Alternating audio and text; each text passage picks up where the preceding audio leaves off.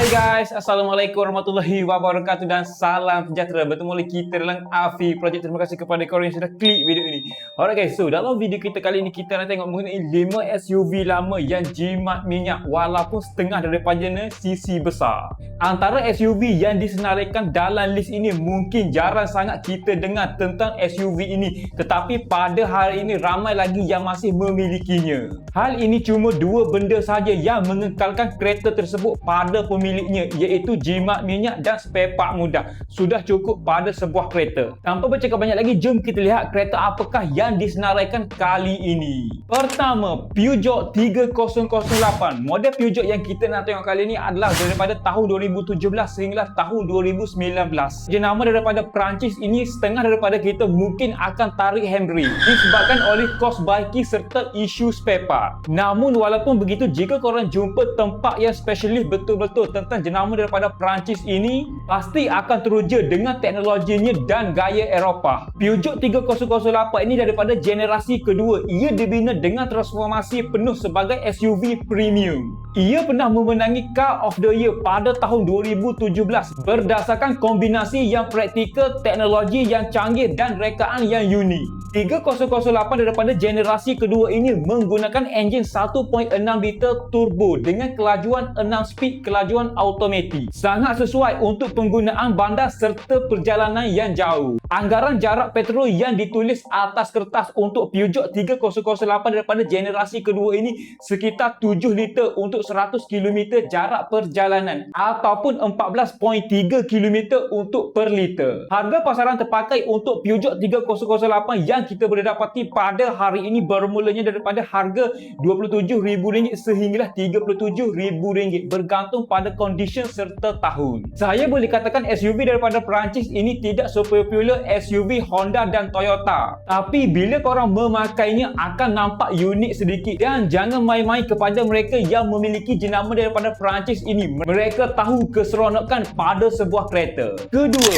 Pro Duo Nautica. Dekat sini kita tengok sedikit sejarah ringkas tentang Pro Duo Nautica ini. Pro Duo Nautica ini mula diperkenalkan pada tahun 2008. Ianya sebagai pengganti kepada Pro Duo kembara yang sebelum ini. Namun SUV compact daripada Pro Duo ini ianya dihasilkan sepenuhnya di Jepun dan diimport sepenuhnya secara unit CBU ke Malaysia. Ia diambil daripada platform asalnya adalah daripada Daihatsu Terios menggunakan enjin 1.5 liter petrol 4-wheel drive. Jika korang tahu sejarah ringkas tentang Pro Duo Nautica ini, ianya memang tidak laku pada awalnya dulu. Pengeluarannya cuma 1 tahun sahaja, iaitu tahun 2008 dan tahun 2009. Kerana jentera compact daripada Pro Duo ini bersaing dengan Toyota Rush. Bukan sahaja bersaing sama segmen tetapi bersaing juga sama harga. Kalau tak silap saya, harga untuk Pro Duo Nautica pada awalnya dulu sekitar harga RM89,000, manakala harga untuk Toyota Rush pula RM95,000. Cuma RM5,000 sahaja perbezaannya pada masa itu. Namun harga pasaran terpakai pada hari ini untuk SUV daripada Pro Duo ini kita dah boleh dapati bermulanya daripada harga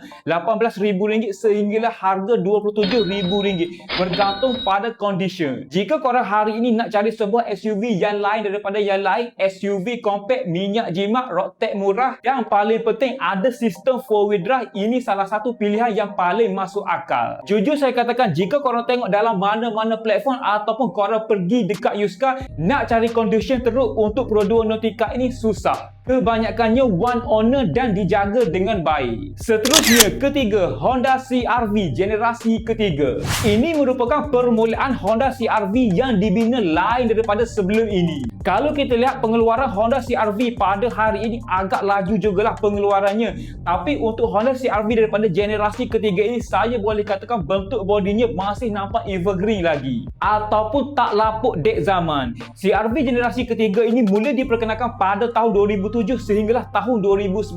Harga pasaran terpakai untuk Honda CR-V daripada generasi ketiga ini kita dah boleh dapati bermulanya daripada harga RM16,000 sehinggalah harga RM25,000 bergantung pada kondisi serta mileage. Ia menggunakan enjin 2.0 liter, cukup senang jaga dan banyak spare part. Daripada segi fuel consumption pula, saya boleh katakan agak sederhana sebagai enjin 2.0 liter dengan sistem 4-wheel drive. Sekitar 9 ke 13 liter untuk 100 km jarak perjalanan. Kepada korang hari ini yang nak cari sebuah SUV yang mampu milik masih nampak bergaya, ini salah satu pilihannya. Keempat, Nissan S3 T32.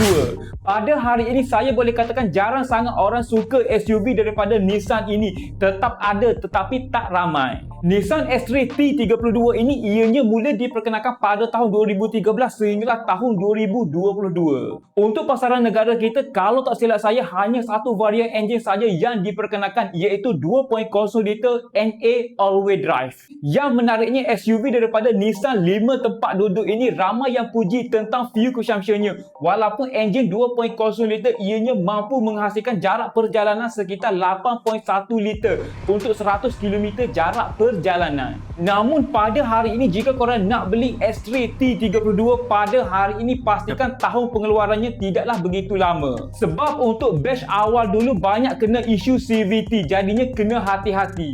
Manakala daripada segi harga pula, untuk SUV daripada Nissan ini bermulanya daripada harga RM30,000 sehinggalah harga RM65,000 bergantung pada tahun serta condition. Alright guys, seterusnya kita masuk yang terakhir sekali, iaitu yang kelima. Ia adalah Toyota RAV4. Ini merupakan antara SUV yang paling lama sekali dalam list ini. Di pasaran negara kita, SUV kecil daripada Toyota ini saya boleh katakan tidak popular sangat berbanding dengan SUV-SUV yang lain. Jika kita lihat sejarah pengeluaran Toyota RAV4 ini, banyak pengeluarannya ataupun banyak generasinya. Tapi untuk video kali ini kita nak tengok Toyota RAV4 yang masih berbaloi lagi dibeli walaupun tahun pengeluarannya agak lama, iaitu daripada generasi kedua, yang mana tahun pengeluarannya bermulanya daripada tahun 2001 sehingga tahun 2005. Saya boleh katakan walaupun usia kereta ini sudah pun lama, tetapi harganya tetap maintain, bermulanya daripada harga RM18,000 sehinggalah harga RM27,000 bergantung pada condition. Mungkinlah setengah daripada kita SUV lama ini tidak berbaloi sebabnya kos untuk baiki mungkin agak tinggi, tetapi pada setengah orang ia antara SUV yang cukup kompetitif. Tambahan pula ia brand Toyota. Nilai jual semula pun agak senang. Alright guys, so kesimpulan yang kita boleh buat tentang 5 SUV yang disenaraikan dalam list ini, semuanya berkonsepkan ciri-ciri yang tersendiri.